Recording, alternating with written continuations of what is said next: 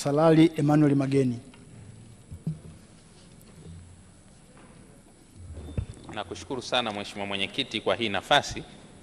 Kwanza awali ya yote pia ni mpongeze sana Mheshimiwa Makamu wa Rais kwa namna ambavyo wizara inayohusika na ofisi yake imewasilisha vizuri bajeti yetu na imeonyesha namna ambavyo nchi yetu bado ni imara na tumejipanga kuendelea kuwahudumia Watanzania. Mheshimiwa Mwenyekiti, pia nimpongeze kaka yangu Waziri Masauni kwa namna ambavyo ameingia kwenye wizara hii na kuonyesha namna ya kuongoza. Mheshimiwa Waziri, wizara imetulia, kazi zinaenda. Hongera sana na timu yako wizarani, Naibu Waziri Chilo, Katibu Mkuu, wakurugenzi walioko wizarani kwako. Kweli mimi nikiwa mbunge lakini mjumbe wa kamati ili ambayo wewe unakuja kuwasilisha kwetu, naona kazi inafanyika vizuri sana. Hongera sana Mheshimiwa Waziri.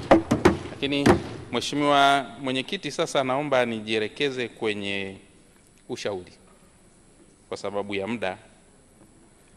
Kuna jambo hapa tumekuwa tukilizungumza kwenye kamati na bungeni hapa, tuliwahi kushauri na wazungumzaji wa mwanzo wamesema kwamba upo umuhimu mkubwa wa mamlaka inayosimamia mazingira, yani Baraza la Mazingira la Taifa NEMKI, kupewa mamlaka kamili, yani kuwa NEMA. Tulishauri kwenye kamati na tulishauri tulipopata nafasi ya kuchangia hapa bungeni. Naomba Mheshimiwa Mwenyekiti nisisitize kwamba kama nchi yetu kweli tunataka kwenda mbele kwenye swala hili la mazingira, na kama tunataka tuyasimamie kweli mazingira ili yaendelee kutulinda na kutubeba kama nchi, tunayo sababu ya msingi kuipa mamlaka kamili Baraza la Mazingira ili liwe na meno, liweze kusimamia vizuri mazingira yetu na liweze kuwa na uwezo wa kufanya maamuzi yasiyoingiliwa. Nafikiri Mheshimiwa Mwenyekiti, niliwahi kutoa mfano hapa wa namna ambavyo baraza letu la mazingira linakutana na changamoto mbalimbali kutokana na kukosa meno ya kusimamia. Tulitoa mfano wa namna ambavyo miji yetu sasa imegeuka kuwa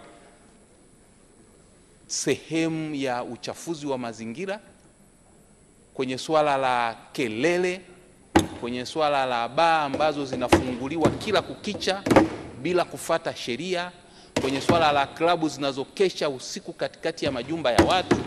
Na jambo hili limekuwa ni kero kubwa sana kwa Watanzania. Watanzania huko hawalali, hawapati muda wa kufanya kazi zao vizuri. Lakini baraza letu la mazingira limekuwa likitambua hili, linakwenda kusimamia sheria, kuzuia na kuzifunga baa mbalimbali zisizofuata sheria, lakini mwisho wa siku kwa sababu halina meno, maamuzi yake yamekuwa yakitenguliwa na wakuu wa wilaya, wakuu wa mikoa. Kwa mwisho wa siku limekuwa sasa ni kama baraza tu la maigizo hivi. Kwa kuna umuhimu sana Mheshimiwa Mwenyekiti, na niwasisitize wizara, swala la kuifanya NEMKI kuwa mamlaka kamili lipewe kipaumbele katika mambo yenu makubwa na ya muhimu kwenye wizara. Mheshimiwa Mwenyekiti, jambo lingine ambalo naliona, nadhani kuna namna fulani jambo la mazingira, wizara hii ya mazingira tunaichukulia kwa urahisi. Lakini Mheshimiwa Mwenyekiti, ni wizara nyeti sana. Kwanza inashughulika na muungano wa nchi yetu. Ili nchi yetu iwepo lazima muungano uwepo. Lakini pia wanahusika na mazingira. Mazingira ni uhai. Vitu vyote vinavyotuzunguka ni mazingira. Mheshimiwa Mwenyekiti, katika ziara ambazo mimi nimetembea kama mjumbe wa kamati kuangalia miradi mbalimbali ambayo inasimamiwa na Wizara ya Mazingira, ambacho nimekiona na wenzangu wamekisema, kuna namna fulani ya uzito wa kutoa pesa kwenye miradi ya mazingira. Kuna namna fulani ya kuona kwamba mazingira kama vile ni kitu cha ziada sana, sio kitu cha msingi. Lakini Mheshimiwa Mwenyekiti, uhalisia ni kwamba mazingira ndio uhai. Mheshimiwa Mwenyekiti, mimi naweza nikatoa mfano Mwanza. Lilijengwa, kuna dampo pale Mwanza limejengwa kwa gharama kubwa kwa mkopo kutoka Benki ya Dunia kama sikosei.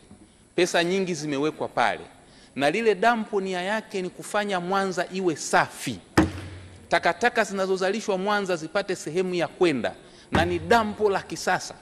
Lakini kwa sababu swala la mazingira hili, kutunza mazingira, tunalichukulia poa, lile dampo sasa hivi sehemu naona limeshakuwa soko la machinga.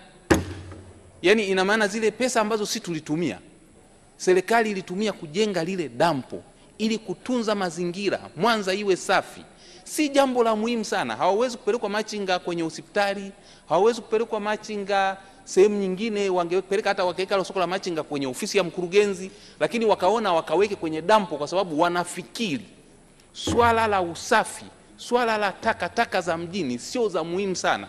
Lakini Mheshimiwa Mwenyekiti, swala la mazingira ni uhai, madampo tunayahitaji. Nadhani sisi tote tuko mashahidi. Dar es Salaam ni mji wa mfano ambao uzoaji taka bado haujafikia viwango vinavyostahili.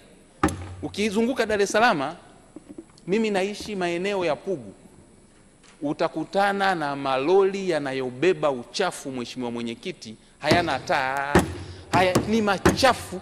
Yani lile lori lililobeba uchafu ni chafu kuliko uchafu wenyewe. Malori yanayobeba uchafu yananuka. Yani ukikutana nalo kwenye foleni likawa mbele yako, kama gari haina AC au mko kwenye daladala, ni mateso makubwa. Kwa Mheshimiwa Mwenyekiti, hii ni ishara mbaya kwetu kwamba swala la mazingira tunalichukulia poa.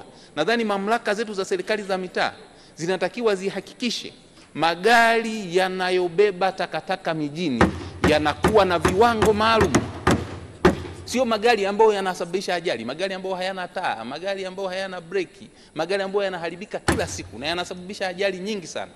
Kwa Mheshimiwa Mwenyekiti, nadhani tunazo sababu za kulifanya swala la mazingira kuwa swala la kipaumbele, likichagizwa na vitu vidogo vidogo kama usafi wa miji, usimamizi wa uchafuzi wa mazingira, na mwisho wa siku kuhakikisha anayesimamia shughuli hizi ambaye ni Baraza la Mazingira kwa sasa anapandishwa hadhi kuwa mamlaka kamili inayosimamia mazingira. Mheshimiwa Mwenyekiti, kwa sababu ya muda, baada ya kusema hayo, naomba kuunga mkono hoja. Asante sana. Asante sana.